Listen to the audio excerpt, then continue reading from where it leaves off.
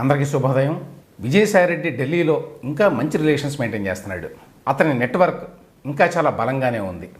ఎందుకంటే నిన్న విజయసాయిరెడ్డి హోంమంత్రి అమిత్ షాని కలిశారు పార్లమెంట్లో, ఆయన చేంబర్లో. ఆయన ట్వీట్ కూడా చేశాడు నిన్న. Today I met honourable home minister Shri Amit Shahji in the chamber at Parliament, discussed various issues of public interest. Vijayasai Reddy public ఇంట్రెస్ట్కి సంబంధించిన, అంటే ప్రజా ప్రయోజనాలకు సంబంధించిన అంశాల గురించి చర్చించారట అమిత్ షా గారితో. ఏమన్నా నమ్మశక్యంగా ఉందా? విజయసాయిరెడ్డి రాజకీయంగా, వ్యక్తిగతంగా అనేక వివాదాల్లో చిక్కుకున్న ఈ సమయంలో ఆంధ్రప్రదేశ్ రాష్ట్ర ప్రయోజనాల గురించి ఎంతో కన్సర్న్ తోటి విజయసాయిరెడ్డి ఢిల్లీలో హోంమంత్రి అమిత్ షా గారిని కలిశారు అంటే నమ్మశక్యంగా ఉందా? అది ఓన్లీ ఫర్ రికార్డ్ సేక్ ఈ ట్వీట్ ఇచ్చాడనమాట. ఇందులో రెండు విషయాలు ఉన్నాయి. ఒకటి, ఈ ఫోటో కూడా పెట్టాడు అమిత్ షా గారితో ఆయన కూర్చున్నది. ఇది ఒక మెసేజ్ని ఇవ్వడానికి, ఒక పొలిటికల్ మెసేజ్ని ఇవ్వడానికి. ఏంటి ఆ పొలిటికల్ మెసేజ్? కేంద్రంలో నాకు ఇంకా పలుకుబడి ఉంది, లేక మా పార్టీకి ఇంకా పలుకుబడి ఉంది. నిజానికి 2019 నుంచి 24 మధ్యకాలంలో విజయసాయిరెడ్డి అన్నీ తానై ఢిల్లీలో పనులు చేసి పెట్టాడు జగన్మోహన్ రెడ్డికి. ఇది వాస్తవం. జగన్మోహన్ రెడ్డి కూడా విజయసాయిరెడ్డికి అన్ని రకాల పదవులు ఇచ్చి, ఇతనే నా మ్యాన్ ఫ్రైడే, నా సొంత మనిషి, కాబట్టి ఇతనితో మీరు మాట్లాడవచ్చు ఏ విషయానికి సంబంధించి అయినా అనేటువంటి మెసేజ్ని చాలాసార్లు ఢిల్లీలో ఇచ్చాడు.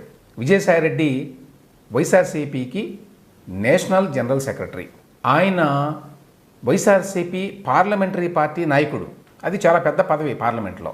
ఎందుకంటే రాజ్యసభ, లోక్సభ రెండూ ఉంటాయి. రెండింటికి కలిపి ఈయన నాయకుడు అన్నమాట. 3, ఈయన ఆంధ్రప్రదేశ్ ప్రభుత్వానికి అధికారికంగా ఢిల్లీలో రిప్రజెంటేటివ్. అది కూడా ఒక పదవి, క్యాబినెట్ ర్యాంక్ కూడా ఉంటుంది దానికి. సో ఇన్ని పదవులు ఎందుకు ఇచ్చాడు జగన్మోహన్ రెడ్డి ఆ కాలంలో? ఎందుకంటే ఢిల్లీలో ఎవరినైనా కలవడానికి వీలుగా, ఎవరినైనా ఇన్ఫ్లుయెన్స్ చేయడానికి వీలుగా, ఎవరితోనైనా నెట్వర్క్ చేసుకోవడానికి వీలుగా దాన్ని పూర్తిగా ఉపయోగించుకొని విజయసాయిరెడ్డి ఆ కాలంలో అటు బీజేపీ అధినాయకత్వంలో ఉన్నటువంటి ముఖ్యులందరినీ, అదే సమయంలో కీలకమైన డిపార్ట్మెంట్స్ ఏవైతే ఉంటాయో సెంట్రల్లో, ఫైనాన్స్ డిపార్ట్మెంటు, హోమ్ డిపార్ట్మెంటు, ఇట్లాంటివి, వాటిల్లో ఉండేటువంటి కీలకమైన శాఖల్లో ఉండే పెద్ద పెద్ద అధికారులందరినీ కూడా ఆయన చాలా మంచి చేసుకున్నాడు. ఉదాహరణకి హోమ్ శాఖ కింద ఈ ఇన్వెస్టిగేటివ్ ఏజెన్సీస్ అన్నీ ఉంటాయి.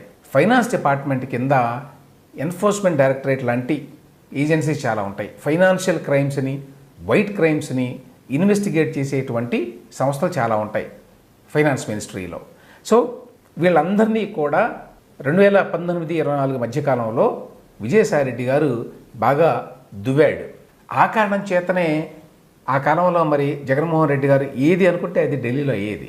అందువలనే ఇవాళ వాస్తవానికి టీడీపీ ఎన్డీఏ కూటమిలో భాగస్వామి అయిన, అసలు ఎన్డీఏ కూటమి ప్రభుత్వం ఏర్పడడానికి కీలకమైన 2 పార్టీల్లో ప్రధానమైన పార్టీ టీడీపీ అయినా అమిత్ షా ఆయనకు అపాయింట్మెంట్ ఇచ్చారు. ఒకటేంటంటే పార్లమెంట్ సమావేశాలకు ముందు, బడ్జెట్ సమావేశాలకు ముందు కేంద్రంలో ఉన్నటువంటి పెద్ద పెద్ద మంత్రులందరినీ కలవడం కొంచెం సులభం, అది వాస్తవమే. మామూలు టైంలో వాళ్ళు దొరకరు, కానీ ఈ పార్లమెంటు సమావేశాలు జరిగేటప్పుడు వాళ్ళందరూ పార్లమెంట్లోనే ఉంటారు. ప్లస్ అన్ని పార్టీలతో ఏ అవసరాలు ఉంటాయో తెలియదు కాబట్టి లోక్సభలో కావచ్చు, రాజ్యసభలో కావచ్చు, అందరితో కలిసి మాట్లాడడానికి సిద్ధంగా ఉంటారు. అది కూడా ఒక నేపథ్యం. బహుశా అందుచేత కూడా అమిత్ షా గారు అంత ఈజీగా విజయసాయిరెడ్డి గారికి అపాయింట్మెంట్ ఇచ్చి ఉండొచ్చు. కానీ అదే సమయంలో అమిత్ షా గారిని మరే ప్రాంతీయ పార్టీ నాయకుడైన, ఎస్పెషల్లీ ఎన్డీఏలో లేని, ఎన్డీఏ భాగస్వామి కానటువంటి ఒక ప్రాంతీయ పార్టీ నాయకుడిని, అది కూడా number 2 or number 3 Vijayasai Reddy, not Jaganmohan Reddy. Jaganmohan Reddy అంటే నెంబర్ 1 ఆయన పార్టీలో. అటువంటి వ్యక్తిని కలవడానికి కూడా ప్రాధాన్యం ఇచ్చాడు, ఆయనకి అపాయింట్మెంట్ ఇచ్చాడు. అంటే అటువైపు నుంచి కూడా ఒక పొలిటికల్ మెసేజ్ ఉంది. 2014-19 మధ్యకాలంలో కూడా ముఖ్యమంత్రిగా ఉన్న చంద్రబాబు నాయుడు గారి కంటే ప్రతిపక్షంలో ఉన్నటువంటి జగన్మోహన్ రెడ్డి గారికి ఎక్కువసార్లు అపాయింట్మెంట్ ఇచ్చారు. అంటే అది కొంచెం ఎగ్జాజరేషన్ కావచ్చు, కానీ చంద్రబాబు నాయుడికి అపాయింట్మెంట్ కావాలంటే దొరికేది కాదు అంత ఈజీగా ఆ కాలంలో. ఇన్ఫ్యాక్ట్ చంద్రబాబు నాయుడు గారే స్వయంగా చెప్పాడు అప్పుడు 2018-19 కాలంలో, నేను ఎన్నోసార్లు అడిగాను అపాయింట్మెంట్ కోసం ప్రధానిది, నాకు దొరకలేదు అని. ఆ టైంలో కూడా విజయసాయిరెడ్డి అనేక సార్లు హోంమంత్రిగా ఉన్న అమిత్ షా గారిని కలిసేవాడు. అదేవిధంగా నరేంద్ర మోదీ గారిని కూడా ప్రసన్నం చేసుకోవడానికి చాలా ప్రయత్నం చేస్తూ ఉండేవాడు.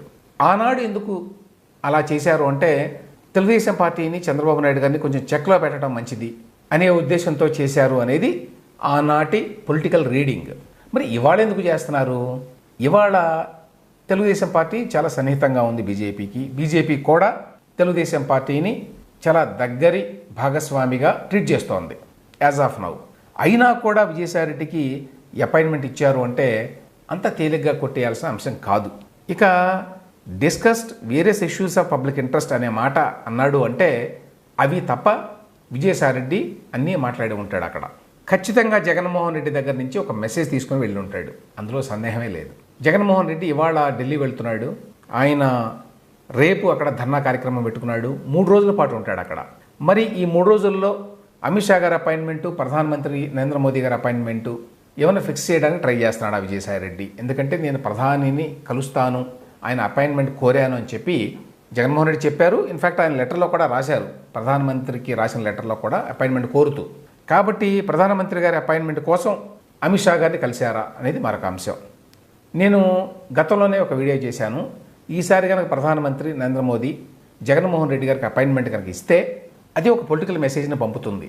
అంటే ఇప్పటికీ కూడా వైఎస్ఆర్సీపీ అంటే బీజేపీ అధినాయకత్వానికి ఎంతో కొంత సాఫ్ట్ కార్నర్ ఉంది అనే విషయం అర్థమవుతుంది మనకి. పార్లమెంట్ సమావేశాల కోసం ఢిల్లీలో ఉన్నప్పటికీ విజయసాయిరెడ్డి ప్రధానంగా జగన్మోహన్ రెడ్డికి అక్కడ అపాయింట్మెంట్ కోసమే తిరుగుతున్నాడు అనే విషయంలో సందేహం లేదు. అందులో భాగంగానే అమిత్ షా గారిని కూడా కలిసి ఉంటాడు. సో ఇప్పుడు బీజేపీ అధినాయకత్వం ఎట్లా రెస్పాండ్ అవుతుంది, విజయసాయిరెడ్డి యొక్క నెట్వర్కింగ్ ఎంత బలంగా ఉంది అనే విషయాలు రాబోయే 2 రోజుల్లో మనకు తెలుస్తాయి. ఎన్నికల్లో ఓటమి తర్వాత జావగారి బెంగళూరులో సేదతీరుతున్న జగన్కి వినుకొండ హత్యతోటి ఎక్కడా లేని హుషారు వచ్చింది. ప్రధానికి లేఖ రాశారు, రాష్ట్రపతి పాలనే శరణ్యం అని డిమాండ్ చేశారు.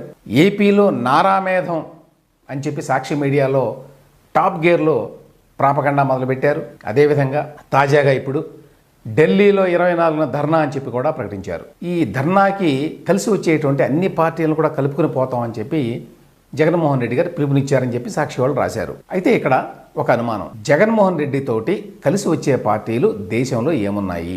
సింహం సింగిల్గా వస్తుంది అనే పేరుతోటి ఆయన ఏ పార్టీని ఎప్పుడూ పట్టించుకోవాలా.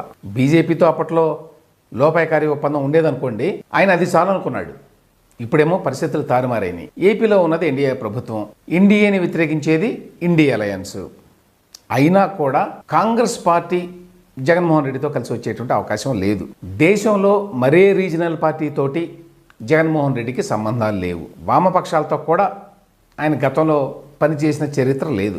ఇటువంటి ఒంటరి పార్టీ బహుశా దేశంలో మరొకటి లేదు.